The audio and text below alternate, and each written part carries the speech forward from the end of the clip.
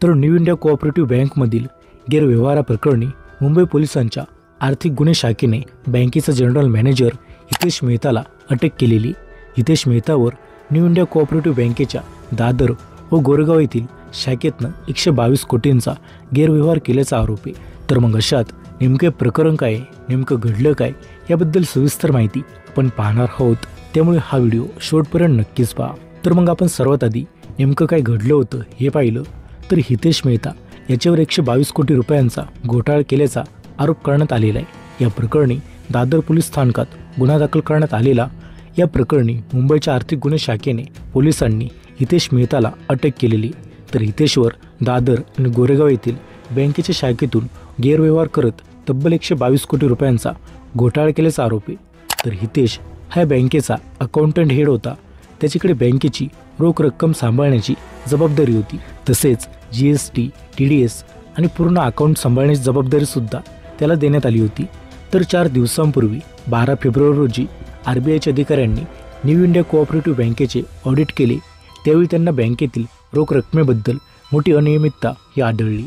आज तकने दिलेल्या एका वृत्तानुसार बँकेच्या एका वरिष्ठ कर्मचाऱ्याने याबद्दलची तक्रार मग नोंदवली।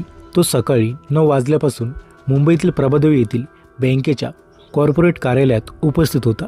पण अशात आता हा प्रकार उघडकीस कसा आला हे पाहिलं तर त्याचवेळी RBIचे डेप्युटी GM रवींद्रन आणि आणखीन एक अधिकारी संजय कुमार ऑडिटसाठी आले होते।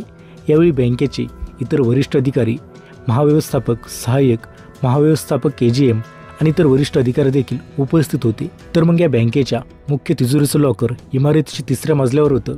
RBI अधिकाऱ्यांनी न्यू इंडिया बँकेचे कर्मचारी अतुल म्हात्रे यांच्याकडून लॉकरच्या चाव्या घेतल्या, त्यानंतर त्यांनी तिजोरीतील रक्कम मोजण्यास सुरुवात केली।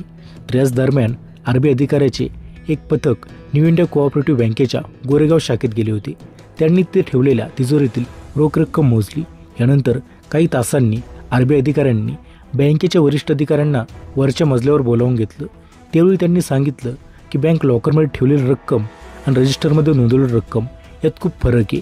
बँकेच्या लॉकरमधून 112 कोटी रुपयांची रोकड ही गायब झालेली, तसंच गोरेगाव शाखेतून सुद्धा 10 कोटी रुपये गायब झालेले आहेत। यामुळे आम्हाला सर्वांनाच धक्का बसला, आम्ही काय बोलावं हे कळत नव्हतं। तर RBIच्या वरिष्ठ अधिकाऱ्यांनी आम्हाला सांगितलं की जर तुम्हाला रक्कम कुठे आहे याची माहिती असेल तर तुम्ही आम्हाला सांगू शकता किंवा आम्हाला ईमेलही करू शकता। तर याच दरम्यान हितेश मेहता यांनी RBI अधिकाऱ्यांची खासगीत भेट घेतली आणि त्यांनी ही रोख रक्कम गायब केल्याची कबुली दिली। यानंतर RBIच्या अधिकाऱ्यांकडून ही रक्कम कुठे गेली असं विचारण्यात आलं। त्यावर मेहताने सांगितलं की मी हे पैसे काही ओळखीच्या लोकांना दिलेले आहेत, कोविडच्या काळापासून मी बँक लॉकरमधून पैसे काढत आहे असा खुलासा त्याने स्वतः केला। तर आता दरम्यान न्यू इंडिया कोऑपरेटिव्ह बँकेच्या प्रभादेवी शाखेतून 112 कोटी तर गोरेगाव शाखेतून 10 कोटी रुपये गायब केल्याची माहिती समोर आहे। याबद्दल बँकेच्या वतीने गुन्हा दाखल करण्यात आला आहे। तर आर्थिक गुन्हे शाखेने बँकेचा जनरल मॅनेजर हितेश मेहताला अटक केली। EOW टीमने दहिसर येथील हितेश मेहताच्या घरावर सुद्धा छापा टाकला आणि त्याला अटक केली। सध्या पोलीस या घोटाळ्याचा सखोल तपास करतात आहे, तसंच 122 कोटी रुपये कुठे गेले आणि यात आणखी कोण कोण सहभागी आहेत याचा शोध सुद्धा घेण्याचा प्रयत्न हा सुरू आहे। दरम्यान ह्या घडलेल्या घटनेवर तुमचं काय मत आहे कमेंट करून नक्कीच सांगा। माहिती आवडल्यास व्हिडिओ लाईक करून अशाच माहितीपूर्वक व्हिडिओसाठी आपल्या चॅनेलला सबस्क्राईब करायला तेवढं विसरू नका।